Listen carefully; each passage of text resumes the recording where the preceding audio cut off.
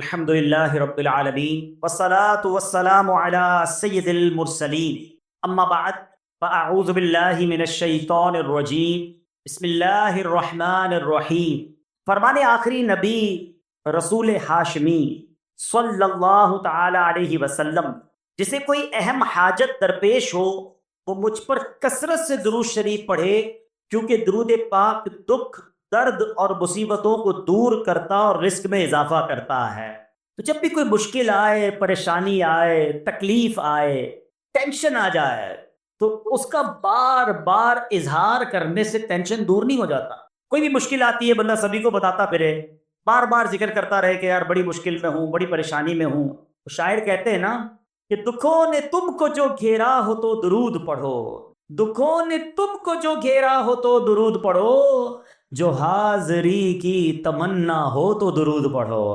تو جب ٹینشن دور کرنے کا، مشکل دور کرنے کا، پریشانی دور کرنے کا وظیفہ مل گیا ہے، چابی مل گئی ہے، تو پھر فضول باتیں کرنے کی بجائے ہمیں درود پاک کی کثرت کرنی چاہیے۔ صلو علی الحبیب صلی اللہ تعالی علی محمد صلی اللہ علیہ وسلم۔ آج میں آپ کو اللہ کے ایک نبی کا واقعہ سنانا چاہتا ہوں۔ یہ واقعہ قرآن مجید میں بہت تفصیل کے ساتھ موجود ہے، اور یہ واقعہ ایسا ہے کہ میں ان نبی علیہ الصلوۃ والسلام کے عمل کا نام لوں تو نبی علیہ الصلوۃ والسلام کا نام آپ کے ذہن میں خود ہی آ جائے گا۔ یعنی انہوں نے وہ عمل ایسا کیا کہ اب ان کے نام کے ساتھ وہ عمل ایک خاص ٹیگ بن گیا۔ اور اگر میں اب عمل بتاتا ہوں، نام آپ خود بتائیں گے۔ اور ان کا عمل تھا کہ ان کے اندر کمال صبر تھا۔ اب یہ صبر کرنے والے نبی کون ہیں؟ صبر ایوب علیہ السلام۔ مشہور ہے دنیا میں کہ ایوب علیہ السلام کا جو صبر ہے وہ ضرب المثل بن گیا، وہ ایگزامپل بن گیا۔ صبر تو بہت سارے لوگوں نے دنیا میں کیا، مصیبتیں تو بہت سارے اللہ والوں پر آئیں، مگر حضرت ایوب علیہ الصلوۃ والسلام کو اس قدر کمال کا صبر جو ان کا تھا، وہ کیا واقعہ ہے۔ تو آج مشکلیں ہیں، پریشانیاں ہیں، ٹینشن ہیں، لوگ جب پریشان ہوتے ہیں تو صبر کا دامن تھامنے کی بجائے نارملی بے صبری، شکوے اور شکایات کی طرف جاتے ہیں۔ تو زندگی میں جب بھی کوئی معاملہ آئے نا، ہمیں اللہ کے کلام کی طرف رجوع کرنا چاہیے، اللہ والوں کی سیرت کی طرف رجوع کرنا چاہیے، اور رب کریم کے جو منتخب ترین بندے ہیں، دنیا کے افضل ترین جو افراد ہیں، وہ انبیاء کرام علیہ الصلوۃ والسلام ہیں۔ تو ہمیں جب بھی کوئی پرابلم آئے، جب بھی کوئی مسئلہ درپیش ہو، پہلے دیکھیں اللہ والوں نے اس موقع پر کیا کیا تھا، قرآن کیا کہتا ہے، حدیث کیا کہتی ہے، تو پھر زندگی میں چیزیں آسان ہو جاتی ہیں۔ تو حضرت ایوب علیہ الصلوۃ والسلام کی سیرت کے بارے میں جانتے ہیں کہ آپ حضرت اسحاق علیہ الصلوۃ والسلام کی اولاد میں سے ہیں، اور ان کی والدہ حضرت لوط علیہ الصلوۃ والسلام کے خاندان سے ہیں۔ اللہ تعالیٰ نے آپ کو ہر طرح کی نعمت سے نوازا تھا۔ آپ حسن و صورت والے بھی تھے، یعنی آپ کو اللہ پاک نے بہت خوبصورت بھی بنایا تھا، اور اللہ کریم نے مال بھی بہت دیا، اولاد نے بھی کثرت دی، ویل آف لائف تھی، خوبصورتی بھی ہے، مال بھی ہے، اولاد بھی ہے۔ اچھا، پھر ظاہر مال تھا تو گھر بھی تھے، جانور بھی تھے۔ اس زمانے میں جو ویلتھ ہوتی تھی، جو پیسہ ہوتا تھا، وہ جانوروں کی صورت میں ہوتا تھا۔ آج کل لوگ گاڑیاں رکھتے ہیں، سونا زیورات رکھتے ہیں، اس زمانے میں جانور ہوتے تھے۔ بلکہ اب بھی اگر پاکستان کے بھی آپ انٹیریئر کے ایریا میں چلے جائیں، گاؤں گوٹھ میں جائیں، تو لوگ اپنا مال و دولت سے جانور ہی خرید رہے ہوتے ہیں۔ ان کے نزدیک یہی ان کا جو ہے، وہ جو بھی ان کا کاروبار ہوتا ہے اور مال ہوتا ہے۔ اب آپ پر امتحان آیا، آزمائش آئی، اور وہ آزمائش کیسے آئی کہ پہلے آپ کا مکان گرا، اور خاندان کے جتنے افراد تھے اور آپ کے بیٹے تھے، جتنے بھی آپ کے بیٹے تھے نا، وہ سب اس مکان کے تلے دب کر انتقال کر گئے۔ اللہ اکبر۔ آپ کو آ کر خبر دی جاتی گئی کہ حضور آپ کا مکان گر گیا ہے، آپ کے بچے دب گئے اور دب کر ان کا انتقال ہو گیا۔ آپ فرماتے تھے میرا کیا ہے، جس کا تھا اس نے لے لیا، جب تک اس نے مجھے دے رکھا تھا وہ میرے پاس تھا، جب اس نے چاہا اس نے واپس لے لیا، اسی نے دیا تھا نا۔ تھوڑی دیر بعد خبر آئی کہ آپ کے جتنے جانور تھے، ہزارہا اونٹ تھے، بکریاں تھی، ریوڑ کے ریوڑ تھے، سارے جانور جو ہیں وہ مر گئے۔ کسی نے آ کر کہا کہ اب آپ کی جتنی دولت تھی، جتنے جانور تھے، وہ بھی مر گئے۔ سبحان اللہ. آپ اللہ کا شکر بجا لاتے، کہتے یا اللہ جو رب کا تھا اس نے واپس لے لیا، اسی کا تھا جتنی دیر چاہا میرے پاس رہا، واپس لے لیا اس نے. میں اپنے رب کی رضا پر راضی، میں اس امتحان پر راضی ہوں. اللہ اکبر. اب کیا ہوا کہ آپ کی تمام کھیتیاں اور جو باغات تھے، بہت بڑی زمینیں تھی، بڑے بڑے کھیت تھے، وہ بھی سارے کے سارے برباد ہو گئے. کسی نے پا کر بتایا کہ حضور اب تو کھیت بھی گئے، اب باغات بھی گئے. آپ نے فرمایا کہ جس کا تھا اس نے لے لیا، میں اس کی رضا پر راضی ہوں. جب تک میرے پاس تھا وہ میرے پاس تھا، اب رب نے واپس لینا چاہا تو اس نے لے لیا. اب he was empty handed، یعنی اب کچھ بھی نہیں تھا، نہ بچے ہیں، نہ مال ہے، نہ جانور ہے، نہ مکان ہے. مگر حضرت ایوب علیہ السلام کی زبان پر پھر بھی شکر ہے، اب بھی شکر ہے، شکوہ نہیں ہے کہ اللہ میں تیری رضا پر راضی ہوں. لیکن ابھی امتحان ختم نہ ہوا تھا، اور اس امتحان کے پیچھے بعض مفسرین نے ایک اور قول بھی نقل کیا کہ شیطان نے حضرت ایوب علیہ السلام کو دیکھ کر اللہ کی بارگاہ میں کہا کہ مولا یہ تیرا بندہ اس لیے تیرا شکر گزار ہے کہ تو نے اسے بڑا نوازا ہے، بڑا مال دیا ہے، اولاد دی ہے، گھر دیا ہے. اب رب کریم نے حضرت ایوب پر امتحان بھیجا تاکہ پتہ چلے کہ میرے نیک بندے امتحان کے بعد بھی صبر کرتے ہیں. لیکن اب سب چلا گیا نا، تو شیطان نے کہا کہ ابھی جان تو باقی ہے نا، صحت تو باقی ہے. اللہ اکبر. مزید آزمائش آئی اور یہ ہوا کہ آپ کو بیمار کر دیا گیا. مبارک جسم پر بڑے بڑے آبلے پڑ گئے، پھوڑے جس کو کہتے وہ پڑ گئے. اس حال میں آپ کے سارے دوست بھی آپ کو چھوڑ کے چلے گئے. آج کل ویسے بھی حال ایسا ہی ہے جناب، جب تک پیسہ ہے، شہرت ہے، آپ کے پاس کوئی مال ہے تو آس پاس بہت سارے لوگ ہوتے ہیں، مگر جب یہ سب چیزیں چلی جائیں نا تو بعض اوقات ایسی کنڈیشن میں اپنے اور پرائیوں کی جانچ بھی ہو جاتی ہے کہ اب کون کھڑا ہے. دوستی مال کے لیے تھی، دوستی شہرت کے لیے تھی، دوستی منصب کے لیے تھی، یا کسی کی ذات سے واقعی خالص دوستی تھی. اب کیا ہوا، آپ کے سارے رشتہ دار، سارے دوست بھی دور چلے گئے، سوائے آپ کی فرما بردار زوجہ تھیں جن کا نام تھا رحمت بن افراہیم، اور یہ حضرت یوسف علیہ السلام کی پوتی بھی تھی، اللہ کے نبی کی آل سے تھی. وہ آپ کی خدمت کرتی رہیں. اب جسم پر پھوڑے ہیں، آبلے ہیں، ایک بیوی ہے، نہ پیسہ ہے، نہ مال ہے، نہ بچے ہیں، واٹ ایور جو تھا سب ختم، مگر زبان ہے کہ اس پر پھر بھی اللہ کا ذکر جاری ہے، پھر بھی شکر جاری ہے، پھر بھی صبر ہے. بات کرنا آسان ہے جناب، مشکل آئے اور صبر کرے بندہ.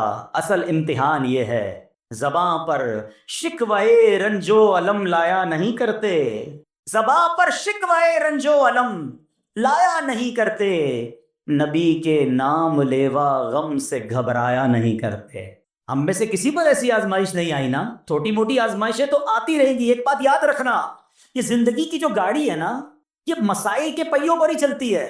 ہمیں بعض اوقات کسی کی گاڑی، کسی کا مکان، کسی کا خوبصورت چہرہ، کسی کی مسکراہٹ دیکھ کر لگتا ہے یار یہ تو دنیا کا سب سے سخی آدمی ہے. ایسا نہیں، تو یہ نہ سمجھے کہ سارا جہان جناب سخی ہے اور میں اکیلا دکھی ہوں، ایسا نہیں ہوتا.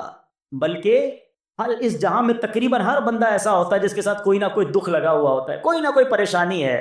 کسی کو مال کی پریشانی، کسی کو روزگار کی پریشانی، کسی کو بیماری لگی ہے، کسی کو اور ٹینشن ہے. تو یہ کبھی بھی نہ سوچے کہ میں زندگی گزاروں گا اور کوئی ٹینشن نہیں آئے گی. تیار رہو امتحان کے لیے، امتحان ضرور آنا. اب کمال یہ ہے کہ اس امتحان میں پاس کون ہوتا ہے. حضرت ابراہیم پر امتحان آیا، زبان پر صبر ہے، شکر ہے، شکوہ نہیں ہے. اب کیا ہوا کہ آپ کا سال ہاں سال تک یہ محال رہا. یہ 2-4 مہینے کا پرابلم نہیں تھا، کئی سال تک آپ بیمار رہے. آپ کی زوجہ جو ہے وہ خدمت کرتی رہی. اچھا یہاں ایک غلط فہمی دور کر دوں کہ کچھ لوگ یہ کہتے ہیں، یہ کتابوں میں پتہ نہیں کچھ کتابوں میں لکھ دیا گیا کہ حضرت ایوب علیہ السلام کو معاذ اللہ کوڑ کی بیماری ہو گئی تھی. ایسا بالکل نہیں تھا، کوڑ کی بیماری نہیں ہوئی تھی، بلکہ نہ کوڑ ہوا نہ جزام ہوا. آپ کو جسم پر پھوڑے پھنسیاں جن کو کہتے ہیں، آبلے نکل آئے تھے. کیونکہ کوڑ کی بیماری وہ ہوتی ہے کہ جس سے لوگ نفرت یا حقارت کرتے ہیں. اللہ کے کسی بھی نبی کو کبھی بھی کوئی ایسی بیماری نہیں ہوئی جس کی وجہ سے لوگ اس سے حقارت یا نفرت کریں یا دور بھاگیں، کیونکہ اللہ نے ان نفوس قدسیہ کو، ان نیک بندوں کو، ان منتخب شخصیات کو لوگوں کی ہدایت کے لیے بھیجا ہے۔ ان کو کبھی کوئی ایسی چیز نہیں ہوئی کہ جس سے لوگ گھن کھا کر دور بھاگیں، تو یہ بالکل غلط ہے۔ البتہ آپ کے جسم پر آبلے تھے، کوڑے تھی، اور اللہ اکبر، آپ اس حال میں کیا رب سے عرض کرتے تھے؟ آپ عرض کرتے تھے، قرآن میں یہ الفاظ موجود ہیں، انی مسنی الضر وانت ارحم الراحمین۔ ترجمہ کیا ہے؟ مجھے تکلیف پہنچی اور تو سب مہر والوں سے بڑھ کر مہر والا ہے، رحم کرنے والوں میں سب سے بڑھ کر رحم کرنے والا ہے۔ یعنی اللہ کی بارگاہ میں یہ عرض کرتے تھے، یا اللہ تکلیف پہنچی ہے، رحم تو نے کرنا ہے، تو ارحم الراحمین ہے۔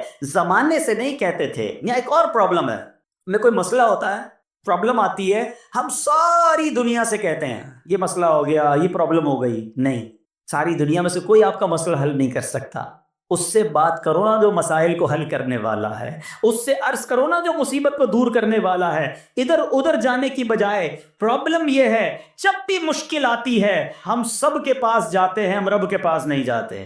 جاؤ اس کے پاس جو حل المشکلات ہے، جو مصیبتوں کو حل کرنے والا ہے، اس کی بارگاہ میں فریاد کرو۔ وہ شاعر کتنی پیاری بات لکھتے ہیں نا، یہ بہت سارے لوگوں کے لیے درس ہے جو اپنی پرابلمز کے لیے دنیا والوں کے پاس جاتے ہیں۔ ارے اگر پکارنا ہے تو اللہ کی بارگاہ میں پکارو، التجا کرنی ہے تو اللہ کے حبیب سے عرض کرو نا۔ شاعر لکھتے ہیں، کسی کا احسان کیوں اٹھائیں، کسی کو حالات کیوں بتائیں، کسی کا احسان کیوں اٹھائیں، کسی کو حالات کیوں بتائیں، تمہیں سے مانگیں گے تم ہی دو گے، تمہارے در سے ہی لو لگی ہے۔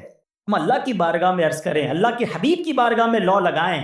دنیا والوں کے پاس کچھ نہیں رکھا، لیکن ہم دنیا والوں کو بتا کر اپنے صبر کا ثواب بھی ضائع کر دیتے۔ دیکھو حضرت ایوب علیہ السلام کا صبر، کسی سے نہ کہا، اللہ کی بارگاہ میں عرض کرتے رہے۔ اب آپ کی آزمائش کا وقت پورا ہوتا ہے، دعا کرتے رہے، التجا کرتے رہے، صبر کرتے رہے، حکم ہوا کہ اپنا پاؤں زمین پر مارو۔ حضرت ایوب علیہ السلام نے پاؤں زمین پر مارا تو زمین سے ایک چشمہ پھوٹ اٹھا۔ حکم الہی سے حکم دیا گیا کہ اب اس پانی سے غسل کرو۔ آپ نے جب اس پانی سے غسل کیا تو آپ کی تمام بیماریاں دور ہو گئیں۔ پھر آپ 40 قدم چلے، دوبارہ زمین پر قدم مارنے کا حکم دیا۔ قدم مارتے ہی ایک اور خوبصورت لذیذ ٹھنڈے پانی کا چشمہ نمودار ہوا۔ پانی ٹھنڈا، میٹھا اور لذیذ تھا۔ اب آپ نے وہ پانی پیا تو آپ کے باطن میں نور ہی نور پیدا ہو گیا، اور آپ کو اعلیٰ درجے کی صحت و نورانیت حاصل ہو گئی۔ اور سنو، میرا رب تو قادر ہے نا، اللہ تعالیٰ نے آپ کی وہ ساری اولاد جو دب کر کئی سال پہلے مر گئی تھی، انتقال فرما گئے تھے، اللہ نے ان تمام اولاد کو پھر زندہ فرما دیا، اور آپ کی بیوی کو دوبارہ جوانی بخشی، اور اب اس کے بعد بھی آپ کی کثیر اولاد ہوئی۔ سنو سنو، جو جانور چلے گئے تھے نا، اللہ نے مویشی، اسباب و خزانہ اس سے زیادہ آپ کو پھر سے عطا فرما دیا۔ صبر کیا تھا نا۔ ان اللہ مع الصابرین۔ اچھا، یاد سب کو ہے یہ آیت، بچپن سے یاد ہے، اللہ صابروں کے ساتھ ہے، صبر کرنے والوں کے ساتھ ہے، مگر صبر کرنا نہیں ہے۔ امتحان آنا ہے تو صبر کرنا نہیں ہے، آیت سب کو پتا ہے۔ اچھا، جس کے ساتھ پرابلم ہو جائے نا، اس کو بھی بندہ درس دینے جا رہا ہوتا ہے، بھائی صبر کرنا، اللہ آپ کو صبر دے، لیکن جب اس پر امتحان آتا تو یہ صبر کرتا نہیں ہے۔ دوسروں کو درس دے رہا تھا، آج تیری باری آئی ہے نا، تو صبر کا دامن نہ چھوڑیں۔ میں آپ کو ایک بات سوال پوچھنا چاہتا ہوں، آج کل ہم بڑے لوگوں سے تعلقات کیوں بنانے کی کوشش کرتے ہیں؟ یار جب کوئی مشکل ٹائم آئے گا نا تو یہ بندہ کام آئے گا، یہ پیسے والا دوست ہے، یہ اس کے تعلقات بہت ہیں، اس کی گورنمنٹ میں بات ہے، اس کی وکیلوں میں بات ہے، 4-5 ایسے دوست ہونے چاہیے۔ یہ ڈاکٹروں کے اندر بڑی اچھی اس کی دوستی ہے، کوئی ڈاکٹر کا بھی کام آئے گا تو یہ بندہ کام آ جائے گا۔ ہم دنیا والوں سے تعلقات اس لیے بناتے ہیں تاکہ یار مصیبت آئے تو یہ بندہ کام آئے، اور نارملی اکثر ایسا ہوتا ہے کہ جس سے امید رکھی ہوتی ہے مصیبت کے وقت غائب ہو جاتا ہے۔ لیکن رب خود قرآن میں فرما رہا ہے، ان اللہ مع الصابرین، صبر کر لو، اللہ کی رحمت تمہارے ساتھ ہو جائے گی۔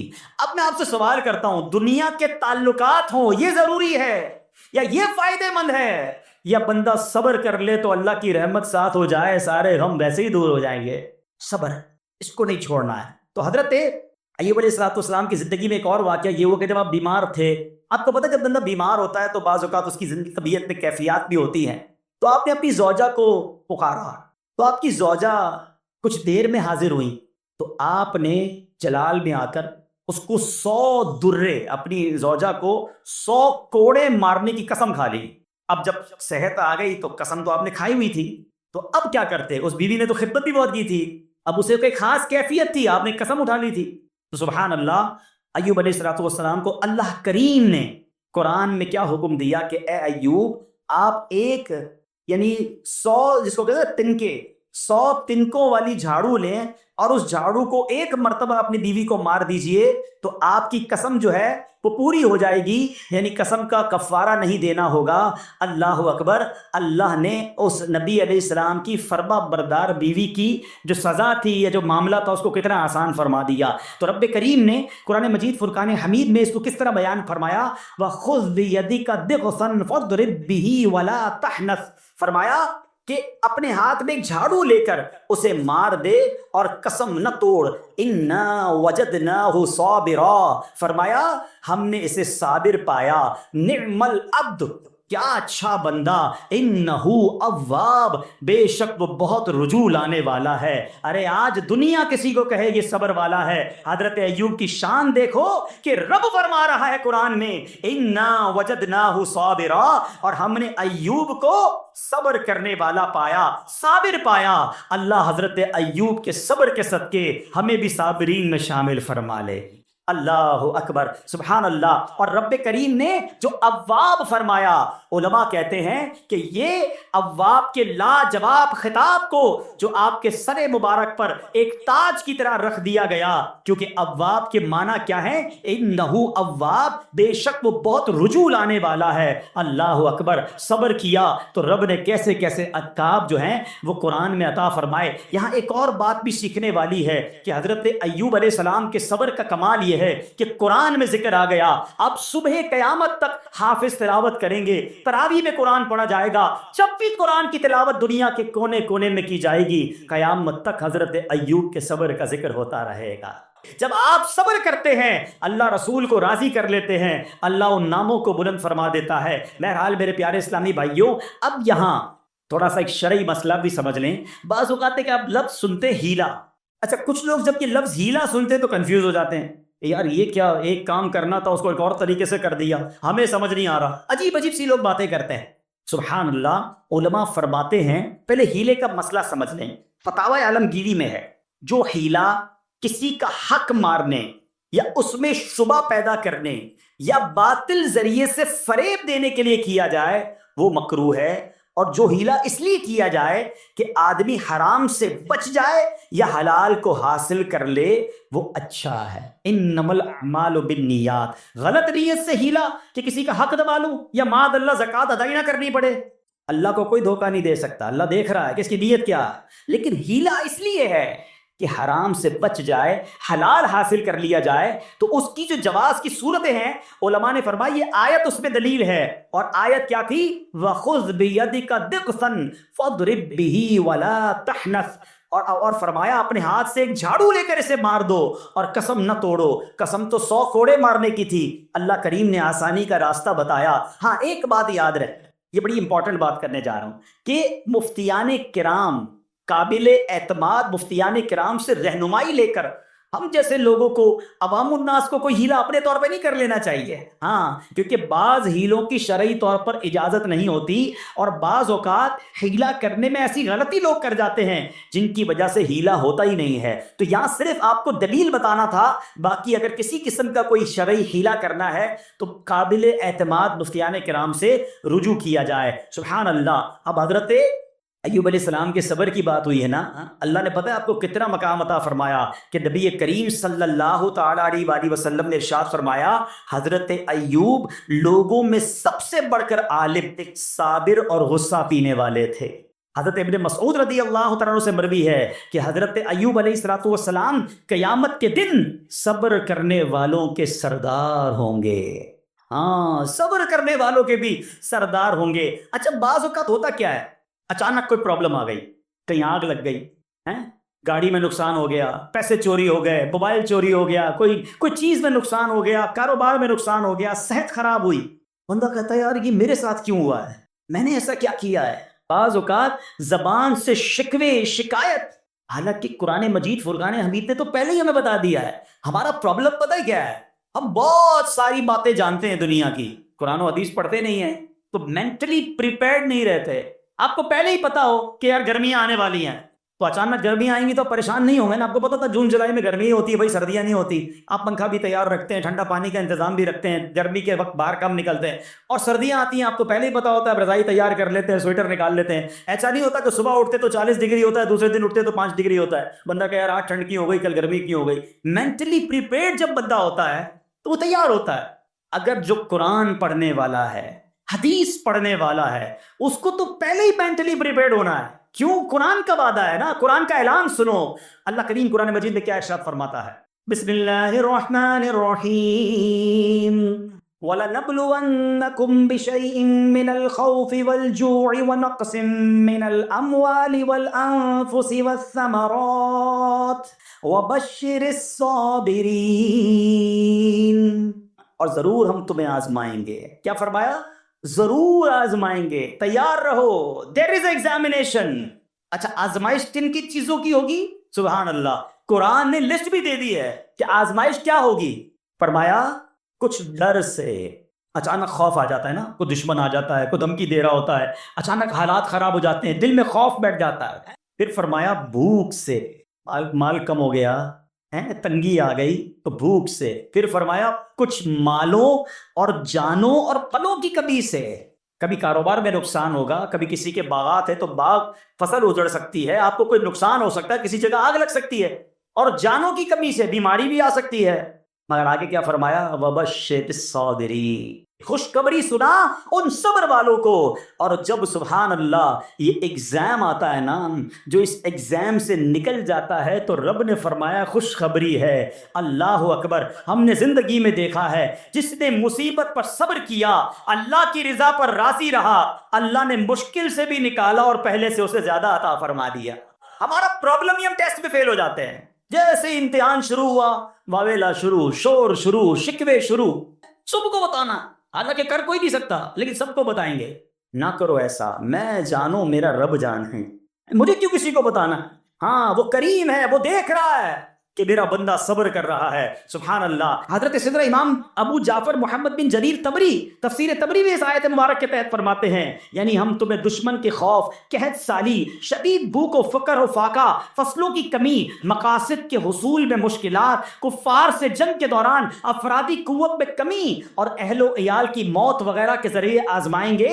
اور یہ سب چیزیں بطور امتحان ہوں گی تاکہ تمہارے سچے جھوٹوں سے اور اہل بصیرت منافقوں سے جدا ہو جائیں. یعنی اس ٹیسٹ میں پتہ چل جائے گا کون اللہ والا ہے، کون صبر والا ہے، کون اللہ کی رضا پر راضی رہنے والا ہے. سنو سنو، جب یہ تکلیف آتی ہے نا تو اس کا پھر اجر کتنا ملتا ہے. شہنشاہ نبوت، مخزن جود و سخاوت صلی اللہ تعالی علیہ وسلم نے ارشاد فرمایا، جو دنیا میں ہی اپنی ہر خواہش کی تکمیل کر لے تو یہ چیز آخرت میں اس کے اور اس کی خواہش کے درمیان آڑ اور پردہ بن جائے گی. اور جو مالداروں کی زینت کی طرف اپنی نگاہیں دراز کرے تو وہ آسمان والوں کے سامنے بے عزت ہو جاتا ہے. اور جو شدید بھوک پر صبر کرے اللہ عز و جل اس کو جنت الفردوس میں جہاں چاہے گا ٹھکانہ عطا فرمائے گا.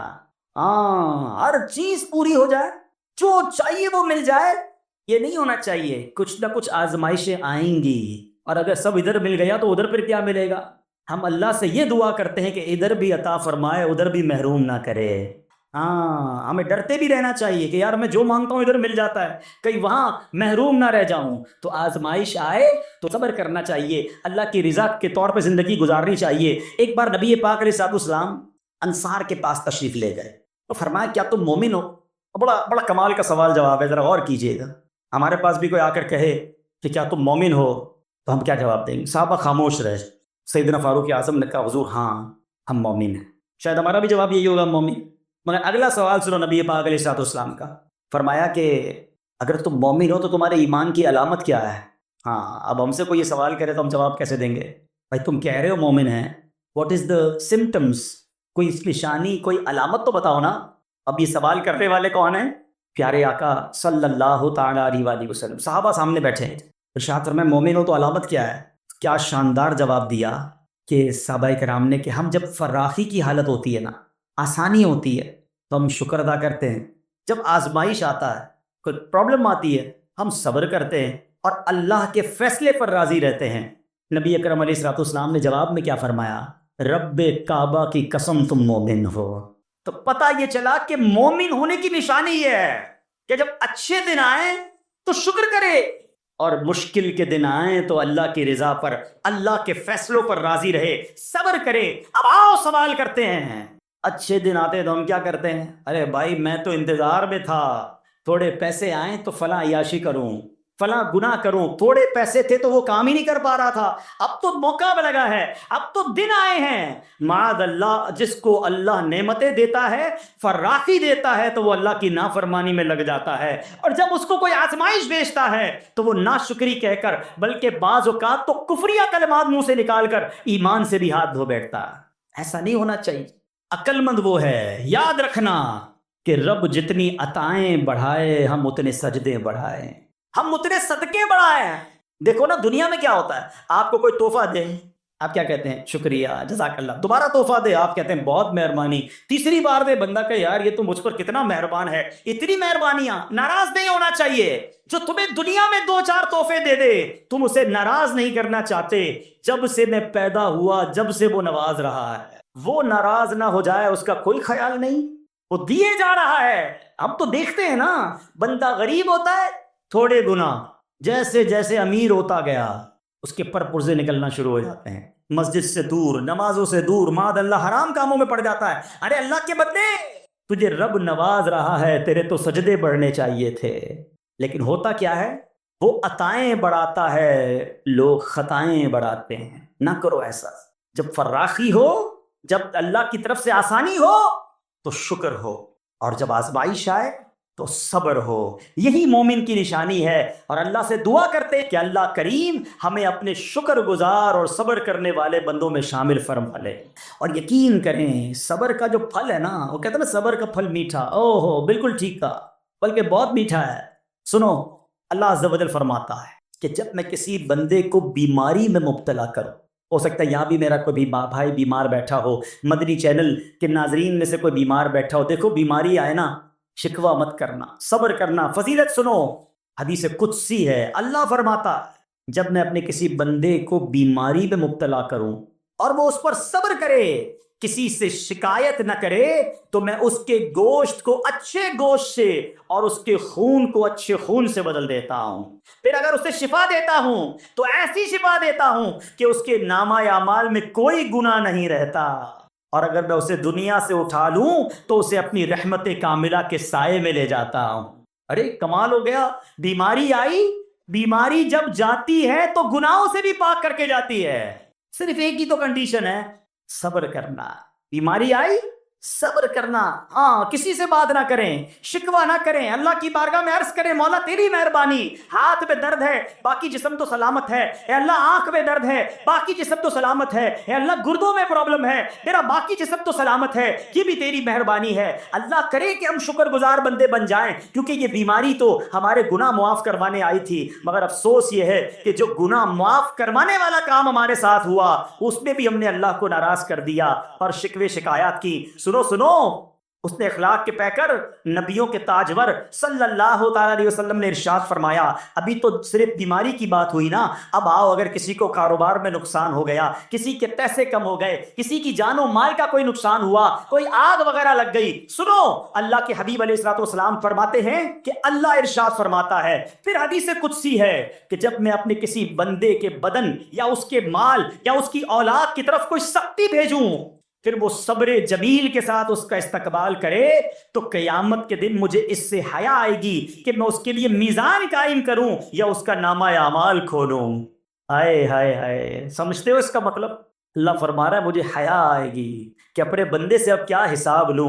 جب آزمائش بھیجی تھی تو اس نے صبر کیا تھا، اس نے شکوہ نہیں کیا تھا۔ خدا کی قسم میں آپ سے پوچھتا ہوں، میرا کوئی نقصان ہو جائے اور قیامت کے دن میرا نامہ اعمال نہ کھولا جائے، مجھے اللہ کی بارگاہ میں حساب نہ دینا پڑے، مجھے بتاؤ یہ دنیا کے حساب نقصان کی کیا حیثیت ہے اگر ادھر بخشا جائے۔ سنو تو صحیح، رب فرما رہا ہے کہ مجھے حیا آتی ہے کہ اس کے لیے میزان قائم کروں یا اس کا نامہ اعمال کھولوں۔ ارے یہ ساری دنیا کی دولت، یہ ساری دنیا کی آسائشیں ایک طرف، اگر قیامت کے دن حساب کتاب میں آسانی مل جائے، اللہ بلا حساب جنت میں داخل کر دے، اس سے بڑھ کر کوئی نعمت نہیں۔ مگر آج افسوس یہ ہوتا ہے کہ اگر کسی پر امتحان آتا ہے، کوئی اس امتحان میں فیل ہو جاتا ہے، اس حدیث میں ایک لفظ استعمال ہوا صبر جمیل کے ساتھ۔ اب یہ بھی بڑا مسئلہ ہے کہ لوگوں کو یہی نہیں پتا کہ صبر جمیل ہے کیا۔ لوگ کہتے تو بہت ہیں اللہ پاک آپ کو صبر جمیل عطا فرمائے، اب اس سے پوچھو بھائی صبر جمیل کی تعریف کیا ہے، تو پھر تعریف نہیں پتا ہوتی۔ یہ کسی جمیل بھائی کا صبر نہیں ہے کہ جس کو صبر جمیل کہا جاتا ہے۔ صبر جمیل کی تعریف سمجھو۔ علماء کہتے ہیں کسی مصیبت زدہ اور غیر مصیبت زدہ کو برابر میں دیکھو، مگر دونوں میں کوئی فرق نظر رہا ہے۔ یعنی چہرہ بھی نہ بتائے کہ وہ کسی مشکل میں ہے، اس کی عادتیں بھی نہ بتائیں کہ وہ کسی پرابلم میں ہے، یعنی اس کو دیکھ کر پتہ ہی نہ چلے کہ وہ بڑی مشکل میں ہے۔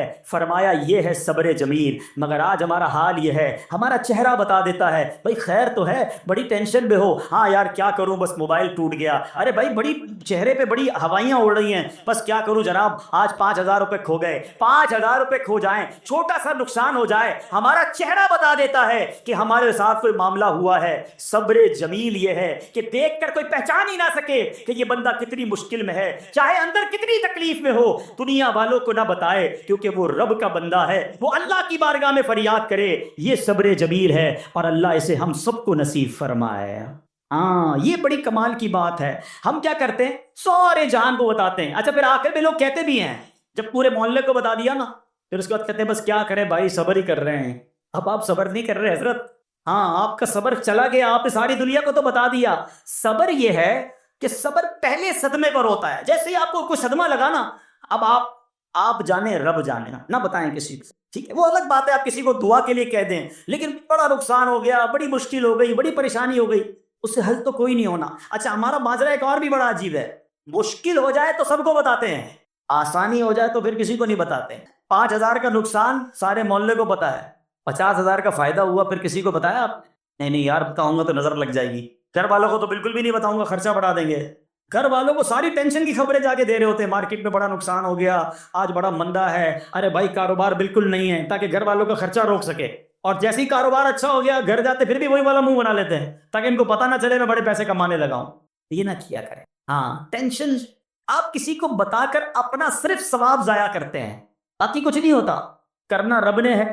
اور یہ اگر آزمائش میرے درجے بلند کرنے آئی ہے، اگر یہ آزمائش مجھے اللہ کے قریب کرنے آئی ہے، تو پھر تو اس کا استقبال ہونا چاہیے نا۔ ہاں ہمارے بزرگان دین تو آزمائشوں کا استقبال کیا کرتے تھے۔ اور سنو یہاں ہو سکتا ہے کہ میرا کوئی نابینا بھائی بیٹھا ہو، بعض اوقات ایسا بھی ہوتا ہے کہ اچانک کسی کی بینائی چلی جاتی ہے، آنکھیں ٹھیک ہوتی ہیں اور اچانک ایکسیڈنٹ ہوا یا کوئی واقعہ ہوا ہے، بہت بڑی آزمائش۔ اللہ اس آزمائش سے ہمیں محفوظ رکھے۔ مگر دیکھو میرے رب کی شان دیکھو، جب بھی کوئی تکلیف آتی ہے نا، بندہ صبر کرے، اس تکلیف کا اجر تیار ہے، اس کا کمال سے اس کی رحمت تیار ہے، رحمت کی برسات تیار ہے۔ سنو اللہ فرماتا ہے کہ اے جبرائیل جب میں اپنی کسی بندے کی بینائی لے لوں تو اس کا اجر یہ ہے کہ میں اسے اپنے دیدار سے مشرف فرماؤں گا۔ ہاں آنکھیں گئی ہیں مگر اللہ فرماتا ہے میں اپنا دیدار کرواؤں گا، بس صرف صبر کرنا ہے۔ اسی طرح میرے پیارے اسلامی بھائیوں، بعض لوگوں کے یہاں بچے کا انتقال ہو جاتا ہے، چھوٹے چھوٹے بچوں کا انتقال ہو جاتا ہے، یا بعض اوقات پیدائشی بچہ مرا ہوا ہوتا ہے پیدا، اس کا انتقال ہو جاتا ہے، یا بعض اوقات ولادت سے پہلے ہی بچہ ضائع ہو جاتا ہے، بہت شور، بڑا واویلا، بڑا رونا پیٹنا گھروں میں ہوتا ہے۔ مت کیا کرو ایسا، یقین کریں یہ بہت بڑا انعام تمہیں ملنے جا رہا ہے۔ ایسا نہ ہو یہ رونا پیٹنا، یہ بے صبری، یہ اللہ کی بارگاہ میں شکوے شکایات، اتنے بڑے تم اجر سے محروم رہ جاؤ۔ سنو اللہ کے آخری نبی صلی اللہ تعالی علیہ وسلم نے فرمایا جس مسلمان جوڑے کے 3 بچے انتقال کر جائیں، اللہ عز و جل ان بچوں پر فضل و رحمت کرتے ہوئے ان دونوں یعنی ماں باپ کو جنت میں داخل فرمائے گا۔ صحابہ کرام نے عرض کی کسی کے 2 بچے، فرمایا 2 بچے بھی، پھر عرض کی اور 1، فرمایا 1 بھی، پھر فرمایا اس ذات کی قسم جس کے قبضہ قدرت میں میری جان ہے، جس عورت کا کچا بچہ فوت ہو جائے یعنی حمل ضائع ہو جائے اور وہ اس پر صبر کرے تو وہ بچہ اپنی ماں کو اپنی ناف کے ذریعے کھینچتا ہوا جنت میں لے جائے گا۔ یہ تو جنت کا ٹکٹ تھا۔ مگر شکوے شکایات الامان والعفیف، گھر میں موت میت کو نقصان ہو جائے، ہماری عورتیں ہمارے گھر کے افراد وہ واویلا کرتے ہیں، معاذ اللہ بعض اوقات تو کفریہ کلمات زبان پر ہوتے ہیں، معاذ اللہ ثم معاذ اللہ، کہتے کہ اللہ کو ہمارا ہی گھر ملا تھا، اتنے چھوٹے بچے کا کیا قصور تھا؟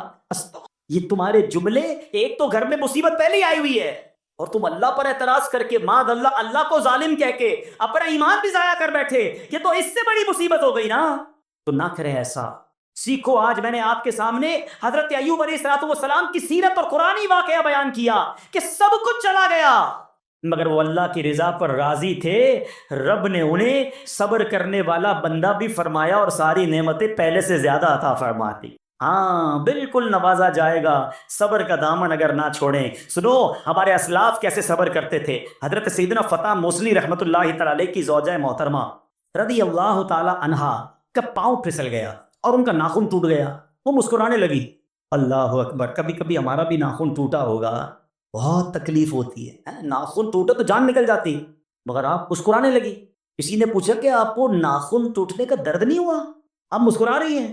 تو فرماتی ہیں کہ اس درد پر جو ثواب ملے گا نا، مجھے درد پر صبر کروں گی اور جو مجھے اس پر ثواب ملے گا تو اس ثواب کے تصور نے میرے درد کی تلخی کو دور کر دیا۔ ہائے ہائے ہائے، یہ ہے اللہ والے۔ ہاں صبر کرنا کوئی ان سے سیکھے۔ میرے پیارے اسلامی بھائیوں، احادیث میں روایتوں میں یہ مضمون ملتا ہے کہ اللہ کریم کی بارگاہ میں بندے کا کوئی درجہ رکھا ہوتا ہے، یعنی اللہ کی رضا یہ کہ بندہ اس سٹیج تک پہنچ جائے، اس درجے تک پہنچے، مگر وہ نماز کے ذریعے، روزوں کے ذریعے، عبادتوں کے ذریعے اس درجے تک نہیں پہنچتا۔ پھر اللہ اس پر آزمائش بھیجتا ہے کہ میرا بندہ صبر کر لے تاکہ صبر کر کے اس درجے کو حاصل کر لے۔ ہائے ہائے، یعنی مجھ پر کوئی آزمائش آئی تھی میرے درجے بڑھانے، مگر ہائے میری بے صبری کہ میں نے وہ درجہ پانے کا موقع ضائع کر دیا، میں نے وہ ثواب پانے کا موقع ضائع کر دیا۔ خدا را یاد رکھنا، اگر کسی آزمائش سے گزر رہے ہو تب بھی، اور اگر آئندہ کوئی آزمائش آئے، صبر کا دامن نہ چھوڑنا، یہ تصور کر لینا کہ یہ میرے گناہ معاف کرنے کا ذریعہ بن رہا ہے، یہ میرے درجے بڑھانے کا ذریعہ بن رہا ہے۔ اور سنو، جب مصیبت آئے تو پڑھنا کیا ہے؟ رسول اللہ صلی اللہ تعالی علیہ وآلہ وسلم نے فرمایا، جو مصیبت کے وقت انا للہ و انا الیہ راجعون کہتا ہے تو اللہ عز و جل اس کی پریشانی دور فرما دیتا ہے اور اس کے کام کا انجام اچھا فرماتا ہے اور اسے ایسا بدل عطا فرماتا ہے جس پر وہ راضی ہو جاتا ہے۔ تو یہ پڑھ لیں، لیکن شکوہ نہ کریں، دنیا والوں کو بتانے کی حاجت نہیں۔ اچھا، وہ جو میں بات کر رہا تھا کہ تکلیف سب کو بتانی ہے اور راحت کے بارے میں کسی کو کوئی شکر کرتا ہوا نظر نہیں آتا۔ ایک بار ایک شخص کے سر پر جو ہے نا وہ تکلیف ہوئی، سر میں درد ہو، اس نے پٹی باندھی اور گھومنے لگا۔ اس زمانے میں حضرت رابعہ بصریہ رضی اللہ رحمۃ اللہ تعالی علیہ، اللہ کی بہت بڑی ولیاں ہیں، آپ نے اس کو دیکھا کہ کیوں پٹی باندھی ہے؟ وہ کہتا سر میں درد تھا اس لیے پٹی باندھی ہے۔ بات تھوڑی سی باریک ہے، سمجھدار لوگ سمجھیں گے، اس لیے پٹی باندھی ہے کہ سر میں درد تھا۔ اللہ اکبر۔ اس اللہ والی نے پتہ کیا کہا؟ آپ کہتی ہیں کبھی صحت کی پٹی بھی باندھی ہے؟ یہ جملہ ہے بڑا سمجھنے والا، یعنی اللہ نے اتنے دنوں تک صحت میں رکھا تو کسی کو نہیں بتایا، اور تھوڑے دنوں کی تکلیف آئی تو پٹی باندھ کے سب کو بتانے چلا ہے کہ رب نے بیمار کیا ہے۔ ہاں، ہمیں اللہ کریم کی طرف سے آزمائش ہمیشہ تھوڑی آتی ہے۔ اگر اپنی زندگی کا ہم پورا عرصہ کیلکولیٹ کریں نا کہ بھئی 40 سال کا کوئی بندہ ہو گیا تو کتنے دن ہوئے 40 سال میں؟ ٹھیک ہے، ایک بار کبھی بیٹھ کے اکیلے میں حساب کرنا، اتنے ہزار دن میں نے دنیا میں گزارے، کتنے دن بیمار رہا؟ اور شاید چند دن، 100 دن، 50 دن، 200 دن بنیں گے۔ کئی ہزار دنوں میں سے اگر چند دن اللہ نے مجھ پر آزمائش ڈالی تو ہزاروں دن راحت بھی تو ڈالی نا، صحت بھی تو عطا فرمایا۔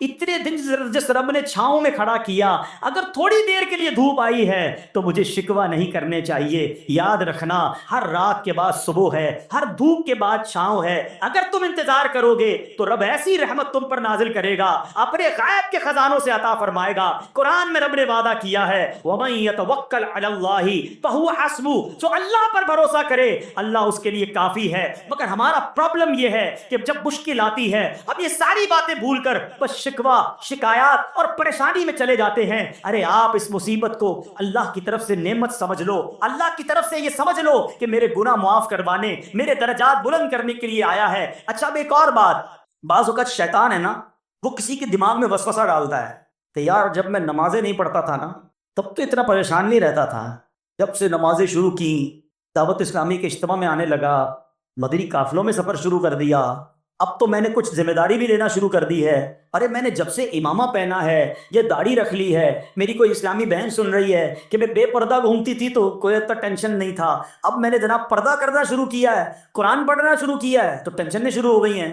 اب شیطان بعض لوگوں کے ذہنوں میں یہ وسوسہ ڈالتا ہے کہ میں تو دین کے قریب ہو رہا ہوں، اللہ کے قریب ہو رہا ہوں، اور مجھ پر آزمائشیں کیوں آ رہی ہیں؟ سنو سبحان اللہ، اللہ کے حبیب علیہ الصلوۃ والسلام کی کیا شان ہے۔ اعلیٰ حضرت ایسے ہی نہیں کہتے کہ میں نثار تیرے کلام پر، ملی یوں تو کس کو زبان نہیں، وہ سخن ہے جس میں سخن نہ ہو، وہ بیان ہے جس کا بیان نہیں۔ میرے آقا نے کم و بیش 1450 سال پہلے یہ مسئلہ سالو کر دیا۔ حضرت سیدنا سعد بن ابو وقاص رضی اللہ تعالیٰ فرماتے ہیں کہ میں نے عرض کی یا رسول اللہ صلی اللہ تعالیٰ علیہ وسلم، سب سے زیادہ مصیبتیں کن لوگوں پر؟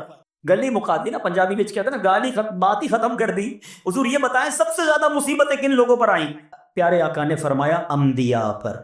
اللہ اکبر، اللہ کے سب سے قریب تو انبیاء ہیں نا، انبیاء پر، پھر ان لوگوں کے بعد جو لوگ بہتر ہیں، پھر ان کے بعد جو بہتر ہیں۔ سنو اب اگلا جملہ، بندے کو اپنی دینداری کے اعتبار سے مصیبت میں مبتلا کیا جاتا ہے۔ اگر وہ دین میں سخت ہوتا ہے اس کی آزمائش بھی سخت ہوتی ہے، اگر وہ دین میں کمزور ہوتا ہے تو اللہ عز و جل اس کی دینداری کے مطابق اسے آزماتا ہے۔ بندہ مصیبت میں مبتلا ہوتا رہتا ہے یہاں تک کہ اس کے دنیا میں ہی اس کے سارے گناہ بخش دیے جاتے ہیں۔ گویا اللہ کی یہ رحمت ہے کہ بندہ بڑا نیک ہو رہا ہے، رب چاہتا ہے کہ اس بندے پر آزمائش بھیجوں، میرا نیک بندہ صبر کرے، اس کے گناہ معاف ہو جائیں اور میرے پاس آئے تو اس کو جنت میں داخل کر دوں۔ اللہ اکبر۔ اے پیارے اسلامی بھائیوں، یاد رکھنا، اب جو میں نے ایک سوال قائم کیا تھا نا کہ یار میں تو دین کے قریب، میں تو اللہ کے قریب ہونے کی کوشش کر رہا ہوں اور ایک کے بعد ایک آزمائش آ رہی ہے، یہ کیا ہے؟ اب ایک اور حدیث سن لو، سبحان اللہ۔ حضرت سیدنا انس رضی اللہ تعالیٰ عنہ سے روایت ہے، سرکار والا تبار، ہم بے کسوں کے مددگار، شفیع روز شمار، تو عالم کے مالک و مختار، صلی اللہ تعالی علیہ وآلہ وسلم نے فرمایا، جب اللہ عز و جل کسی بندے سے محبت فرماتا، سننا ذرا غور سے، اللہ عز و جل جب اپنے کسی بندے سے محبت فرماتا ہے یا اسے اپنا دوست بنانے کا ارادہ فرماتا ہے تو اس پر آزمائشوں کی بارش فرما دیتا ہے۔